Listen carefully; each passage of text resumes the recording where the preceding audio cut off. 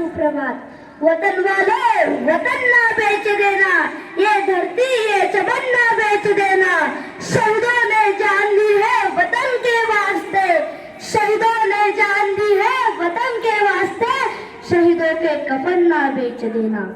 परमादरणीय मुख्य अतिथि महोदय, प्रधान अध्यापक जी, आदरणीय शिक्षकगण एवं मेरे प्रिय साथियों, इस गणतंत्र दिवस के उपलक्ष्य में मैं सात्विक बोसरे आज आपके सामने दो शब्द बोलने जा रहा हूँ। जब पहली बार हमारे भारत देश को अपने खुद का संविधान मिला, तब से भारत में हर साल 26 जनवरी 1950 को हमारा भारत देश गणतंत्र दिवस का उत्सव मना रहा है। दोस्तों, हमारे भारतीय इतिहास में गणतंत्र दिवस का बहुत महत्व है, क्योंकि ये हमें हमारे भारतीय स्वतंत्रता के हर एक संघर्ष के बारे में बताता है। 26 जनवरी 1950 को हमारा भारत देश एक संपूर्ण प्रभुत्व संपन्न समाजवादी लोकतंत्रात्मक धर्मनिरपेक्ष गणराज्य के रूप में घोषित हुआ। अर्थात भारत पर खुद का राज था, उस पर कोई भी बाहरी शक्ति शासन नहीं करेगी। इस घोषणा के साथ दिल्ली के राजपथ पर भारत के प्रधानमंत्री द्वारा झंडा लहराया गया। साथ ही परेड तथा राष्ट्रगान से पूरे भारत देश में जश्न का माहौल शुरू हो गया। दोस्तों, हमारे इसी महान भारत में पोर्तुगीज अंग्रेजों के कारण पारतंत्र का सामना करना पड़ा था, परंतु इतनी सारी कठिनाइयों के बाद भी आज भी हमारे भारत में हमारी परंपरा, हमारे रीति रिवाज, हमारे भाषा प्रति हम एक निष्ठ है और ये हम सभी के लिए अभिमान का विषय है। जहाँ अंग्रेजों ने हमें बिखर कर छोड़ दिया था, वही हमें खुद को संवरना था, संभलना था। हम आज भी संभलने की, संवरने की कोशिश कर रहे हैं, परंतु हाँ, हम फिर से कभी गिरे नहीं।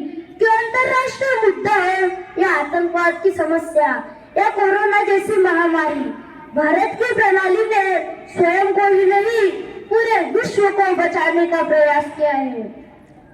1947 में जहां हमारा जीडीपी ग्रेड 3% था, वही आज हमारा जीडीपी ग्रेड 7% हो चुका है।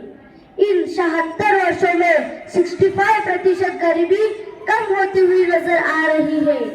दोस्तों, इतना ही नहीं, जिन अंग्रेजों ने हमें कुछ ना समझा था, आज उन्हीं अंग्रेजों को अपना देश चलाने के लिए भी एक भारतीय की आवश्यकता है।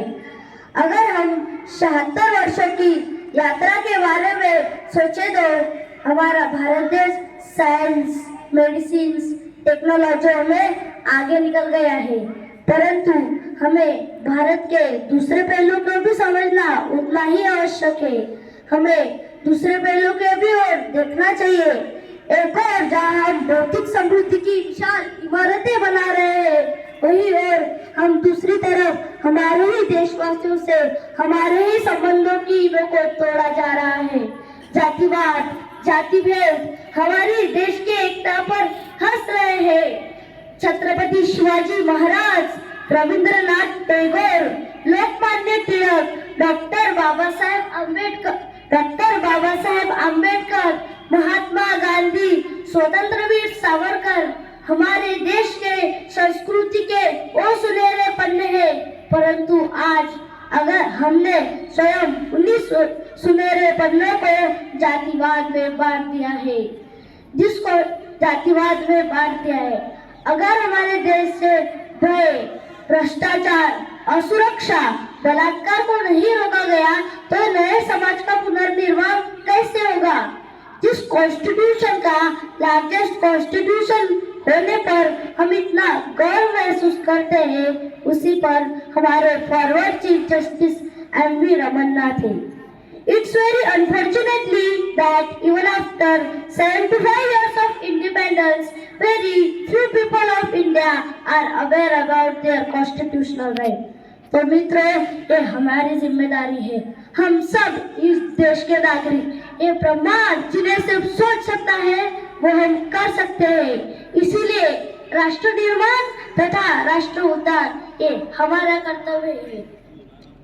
कैसा होगा जब कोई इतिहास के गल से उठकर सम्राट अशोक बनकर देश का नेतृत्व संभाले।